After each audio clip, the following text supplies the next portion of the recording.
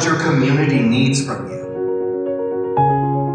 Who and where are your receptors in the community?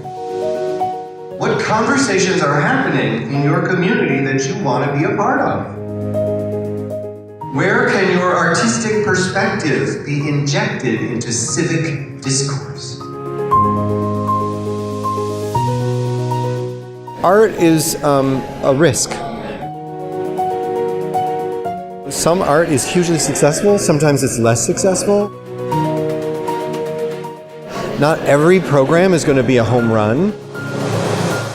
You know, from a policy perspective, we have to sort of divorce ourselves from the outcomes, but just focus on the process. How healthy is your process?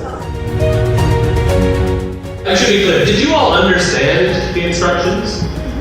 Yeah. Did you follow the instructions? Yeah. For the most part? People in those rooms are often there because they're very good at playing the game that's there. And so asking them to play a different game or to change the rules of the game is asking them to be uncertain, to take risk. And talking about feelings isn't always an obvious next step for people. Even though what they want is engagement, and to get engagement you need people to be able to understand and express how they're feeling about the situation that they're in. So how is it possible that each of us has a very different experience of this activity? I think it's okay when people say, I hated that. We did a huddle where I got a nice big sign that said HR 911, and everybody could just walk around and ask questions and access information, and it was really great, and a lot of sharing of stories. I just came out of an amazing workshop of social media, and that's such a large part of what we do right now is how do you reach your demographics? How do you engage in a vibrant way to the community? With VR and AR, I think it's especially scary because they've heard the hype and they've seen the pictures of kids with goggles on and oblivious to the world. I think the hype didn't do it any good. Whether it's art or museums or hopefully theater, we want to use this technology platform to really connect audiences in a different way, in an active way. So everything we're doing, it's meant to be enjoyed with your whole body. We're now more than ever in an era where good, productive, symbiotic relationships, partnerships, collaborations are absolutely critical and essential. We have to look up and look out and see who's out there and who we can collaborate with.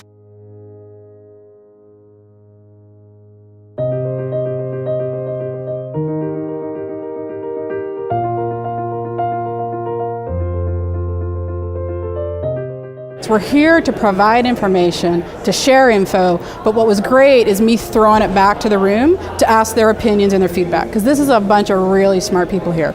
These people that are presenting at the conference and attending are really leaders in their community. They're embedded within like arts councils or galleries or theaters, museums. These are the people that are making it happen all around the province. And it's unusual to get them all together. People I think are really enjoying the variety of learning streams that we've offered for artists and creative entrepreneurs, board members in particular, more advanced administrators as well as those who are new to the field. We get to point people to different resources. The range is very, very wide. An event which is really linking community organizations, large and small, with some of the key issues of the day that are facing all arts organizations. And I think the fact that conferences like this give people from all over BC exposure to those bigger ideas and the opportunity to imagine how that might play out in their communities is absolutely critical. There's the Great Cultural Appropriation panel, and that's such a hot topic that we all need to become more familiar and really understanding the issues that surround that and really unpack that. A lot of it is relationship development. So when you're going to create something, stop and ask yourself, is this about Indigenous people? And if so, why isn't an Indigenous voice telling this story? I think one of the biggest myths we need to dispel is this pan-Indigenous or Turtle Island. I'm Coast Salish and we don't follow that. That's very much so an Eastern belief. But a lot of nations have their own language, their own origin stories, their own myths, their beliefs and histories. So to acknowledge that we're all very different. It's one of the first things we're taught when we're young is about coming together and unifying, and that our individualism on the Coast Salish side is that our status is based on what we do for the collective and how we bring people together and how we accomplish tasks. Whereas because I come from two cultures, on my European side, it's moreover very stratified. Our chiefs and our leaders were always the ones that gave of themselves the most and the ones that diversified power. As societies on the Indigenous front, we've got a problem. Our life expectancy is over 15 years off the national average, which is quite shocking considering we're supposed to be a country and taking care of each other, and again, quite antithetical to Coast Salish values. We've started a nonprofit that's focused on quite broadly protecting Indigenous lives and bringing people together to tackle these very challenging problems. In Burnaby, we really value the work of artists and culture people that they have done, not only just Burnaby, but as a government of British Columbia, our Premier is absolutely committed to promote art and culture. 2017-18, our government has invested $60 million in arts and culture, and this year we have increased it by another $5 million because we believe that art and culture not only brings the beauty in people, but it also creates a very sustainable economy when you attract tourists who come to visit your town or city.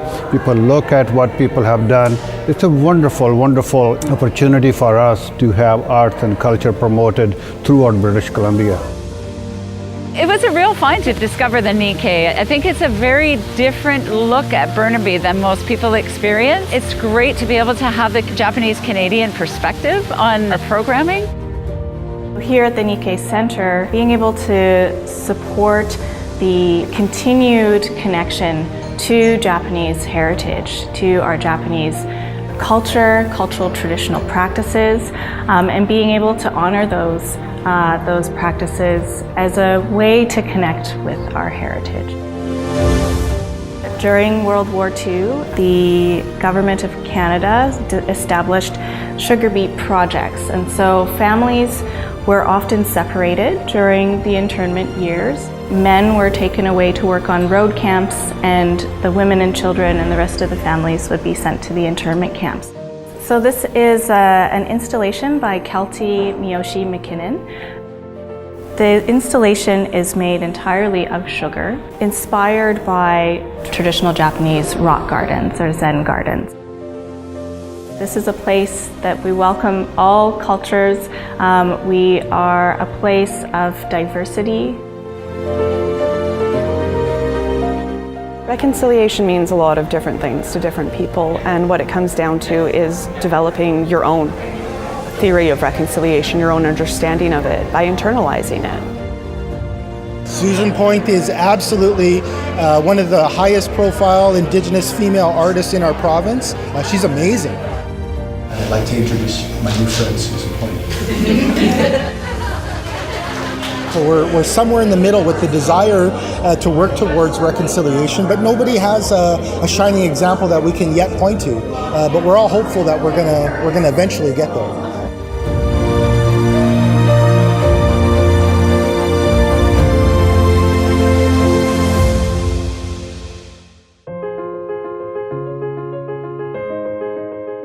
Sending someone home with the experience of great art is one thing. But sending someone home better to appreciate art is an investment in their lifetime journey through the arts and an investment in the sustainability of your organization and the entire sector. The keynote yesterday with Alan Brown was mind-blowing. The master class with Gerald McGrath was also mind-blowing. I have so many notes. We're often very isolated. Sometimes it's one person or a small staff. We're running our own arts organizations. So being able to come together with peers to share information, commiserate, celebrate successes, is really important. Actually, current arts leaders find that sector conferences and this kind of peer learning is one of the only ways that they have to do professional development. I think this is becoming one of the hubs of our creative community. I think it's really important to be here as part of that creative voice to see where we're going and how you can contribute. To make those connections, to look somebody in the eye, to sit across the table from them, to share your story, to listen to theirs, to have some empathy for what they're going through, and sometimes realizing that your problem has been solved by another organization and in a way that you had never contemplated, and that sometimes you actually have those bits and pieces of knowledge that can help somebody else out. In terms of access to that kinds of human resources, and then to learn about the initiatives they're doing, some of what's going on out there is incredibly imaginative. It's like, wow, you're doing that, So it's nice to get out to an event where you're seeing people from all of their own regions who have been hibernating for the winter, reconnect, find out what they're doing, and, have a few beers and chill out. I'm having a great time. This is awesome. Yeah, it's been amazing to see provincially what everybody's doing in the different arts councils and the different arts organizations.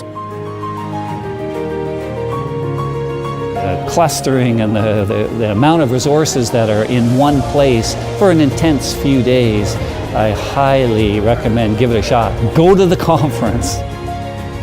Congratulations to all of you for all you have done and all you will do to ensure the relevance and vibrancy of Canada's arts sector for many years to come. Thank you.